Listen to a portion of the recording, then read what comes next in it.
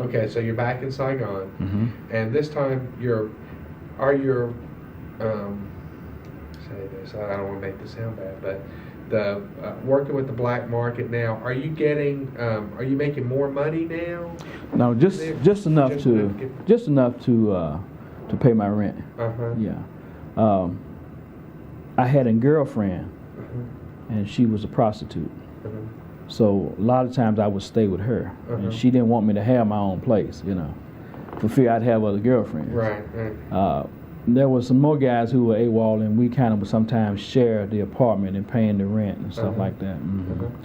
But eventually I wound up going back to my unit and went back to the stockade. And upon getting out, I went back to my unit, and there was this sergeant there. He was Sergeant Major. He looked at my record. He said, "Rice," he said, "it looked like you're not going to never go home." And at that time, I had been there. I was there for a total of 3 years. By that time, I had been there 2.5 years. So I had 6 months to go. He said, "Listen," he said, "I tell you what you do.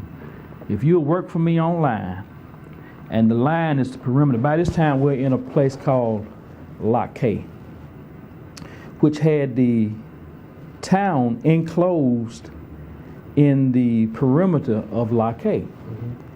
And VCs could come up on, sneak through the graveyard and come into the compound. I mean, it wasn't security at all. Right. But this is where I was. And so the line was like radio line, worked it at night, and I was in a bunker, and get a report of all the activity that's going on outside our perimeter.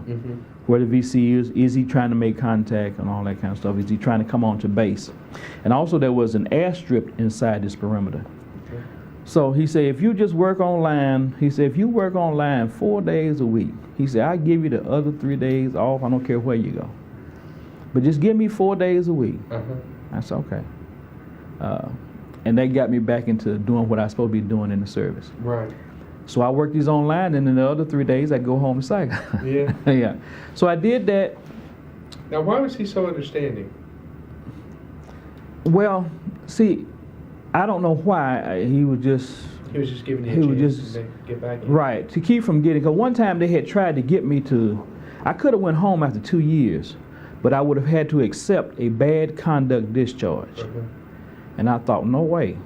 Now, if you're going to give me a bad conduct discharge, it's okay, but I'm not signing for one. Right. So, because I felt I had gave my country too much for them to just shoot me like that with a bad conduct discharge. Right.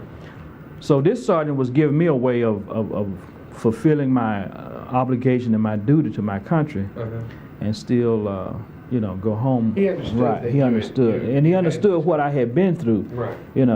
Here's guys who just coming in country, and I've been there twice, as far as 2 years and 2.5 years, Right. and the stuff that I've been through. So he told me that if I do that, I said okay. Like I said, so for 4 days a week, I worked online and done what I was told to do, and then like I said, the other 3 days I went to Saigon to my home. Right. Now, when it was time for me to go home, they didn't give me a date as how long you had to work before it's going to be time for your time to be up. Right. But for some reason, I came down on levy to go back to the States.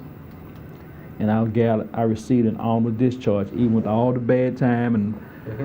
And one of the reasons being that I still had the honorable discharge because in the Code of Conduct, or the UMCJ, which is kind of like the law book for the armed service, whenever a soldier is given a special court-martial he is supposed to be placed in another company, because of reprisal or the prejudices toward him. Right. That never happened. Yeah. I stayed in Company B from the time I was there to the time I left. The only thing happened is the people changed. Right. They never knew who I was. So that kind of helped me out in the long run. And so when it come time for me to go home, I didn't know it. I was put on an armed guard, an E6 and a lieutenant. And they stayed with me for 3 days as I cleared posts there, as I cleared posts at 90th replacement. Took me down to 90th replacement from Lock K from where I was. And they stayed with me for 3 days. at nights and saw me walk on the plane and shut the door. And that's how I left Vietnam. Had not it been for that, surely I would have went back home, downtown Saigon, where I had all my clothes, all my pictures, you know, all my mementos that I've gained over the years. Not at my apartment, but at my girlfriend's house, because I had ran into her after being in Vietnam for probably somewhere around a year. So I had a relationship with this girl for 3 years, and you know, we had gotten pretty close.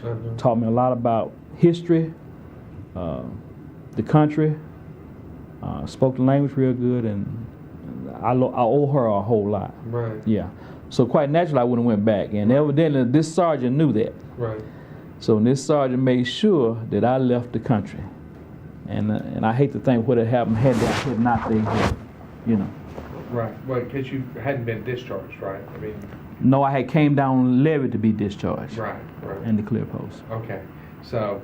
But I wasn't going to be discharged until I got to Oakland, California. But they was getting me out of Vietnam. And here it is 3 years and a couple of months later. And you finally finished your tour, right? I finally finished my tour. Okay, so you get back to Oakland, and then what are your thoughts at this time? When I banked over Saigon to leave, I was literally scared to death. Because I had just forgot about the United States. Vietnam had became my home. I knew the language. I knew people by sight. People knew me by name. They knew my mother's name, you know. So I had almost like adopted this country as my home. So much so till going back home was just so far away. But as I banked, I knew I was on my way home, and I was going back to a different experience. At this time, my wife had asked for a divorce by this time, so I knew I didn't have a marriage anymore. And this same woman that got me that the angel put in my mind to live had divorced me now, right? So I get back home, and it's cold, and because I've been in Vietnam for 3 years with this hot weather, and I had gotten used to the weather. And I get back to, it was 54, I think, in Oakland. I left Vietnam on Thursday at I think it was 11 o'clock. It was about 1:30. I arrived, and that was on, I forgot what day it was on, but it was on Friday. It was on a Thursday, but I forget what the date. I arrived 12 hours later in Oakland, the same day, a half hour before I left. That's a quick trip. Yeah, a great trip.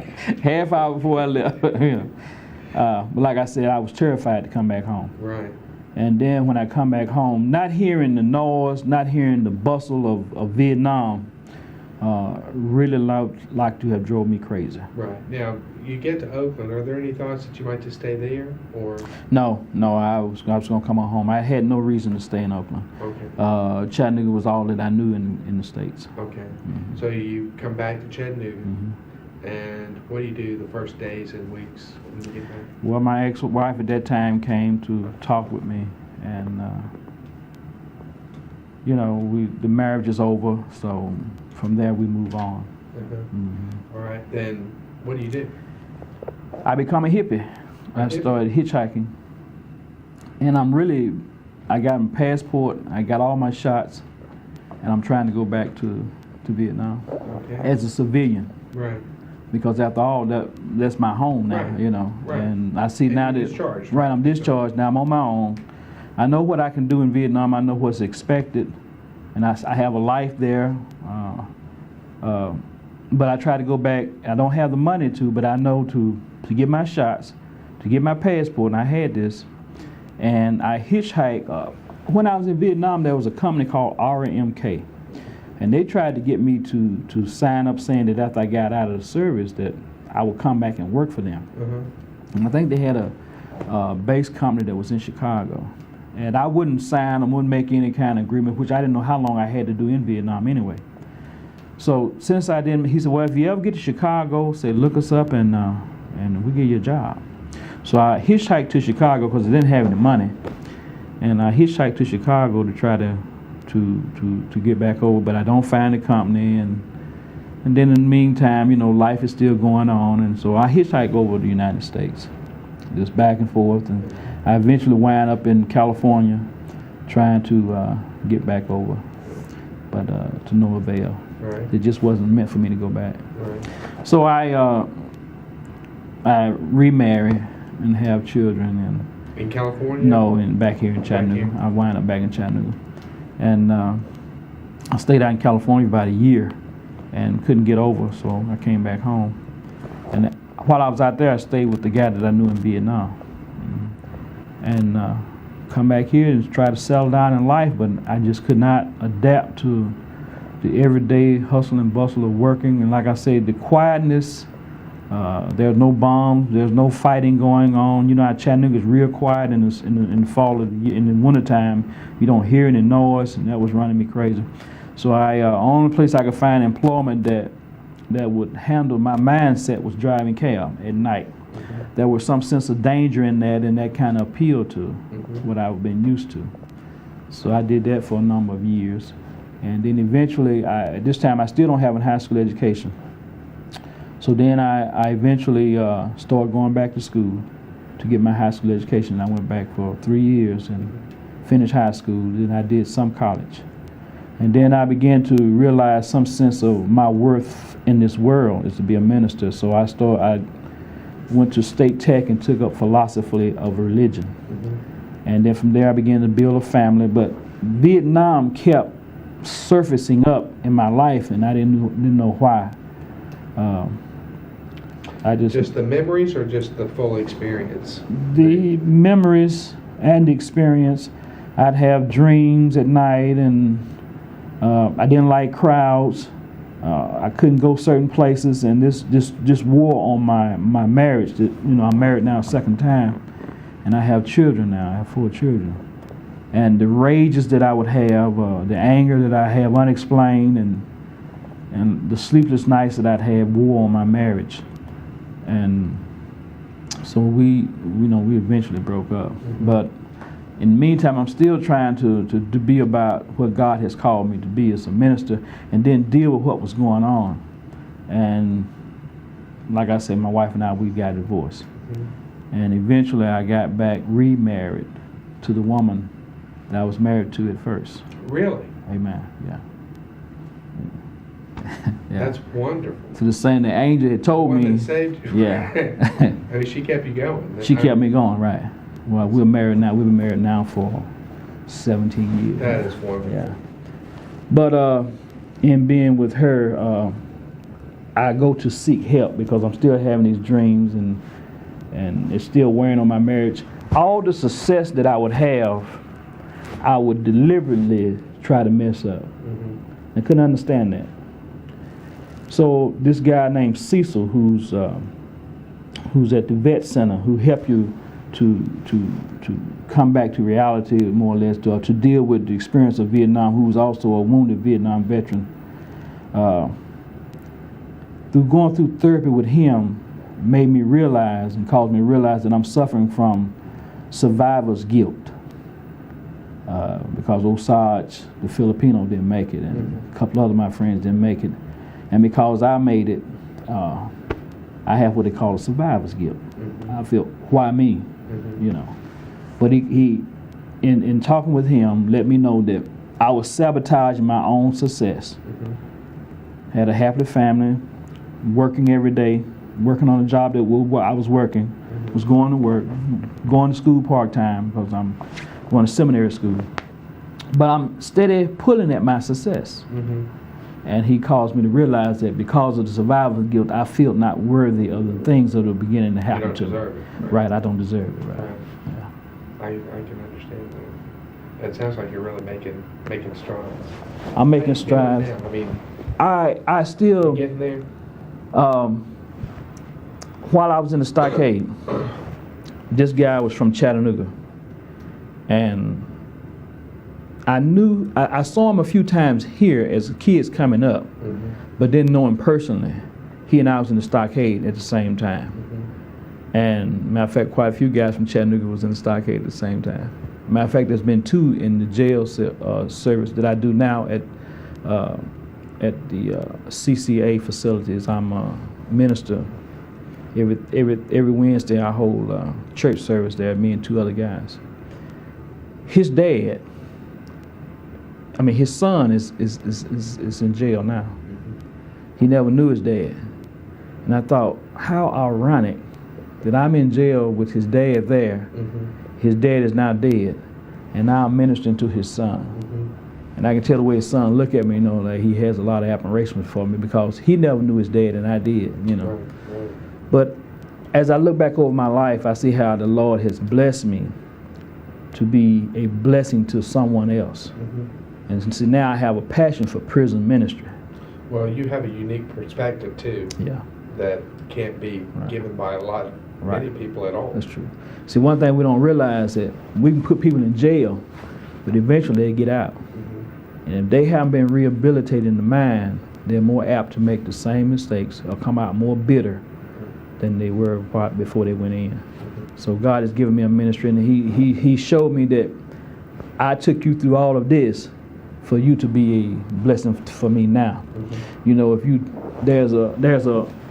there is a car that's sitting out on Henry Ford's lot that's asking itself, why was I made? But now if he asks Henry Ford, why was he made? Henry Ford would tell him, you're made to serve his man, to transport him from time to time. So I asked God, why did I go through the things that I went through? And He allowed me to understand that for my purpose were you going through the things that you went through. So now I've accepted the fact. But I still deal with survivor's guilt. It still comes up. I still dream about Vietnam. Still, when I go into a store with one way in, one way out, I'm constantly watching the door. But at least now I know why I'm watching the door. I don't like my backs to crowds, but at least I know why I don't like my backs to crowds. Right. Whereas before I didn't know. Right. And you are also, are you still attending, you're still working it through, right? I'm still working it through, and like I say, it's there, but at least I know it's there. Whereas before, I didn't know why I did what I do. I still don't like crowds. Right. I still don't like my back to the door. Right. And I still don't like one way in, one way out places. And I still watch whoever come in and come out. But now I know why I do what I do. Right. And you look around at our society nowadays, it's not a bad thing. Right. Yeah. Good nerve. Right. Okay. Is there anything you'd like to talk about we didn't cover in the interview? I think I pretty much told too much. I don't think so, but I think it's a great interview.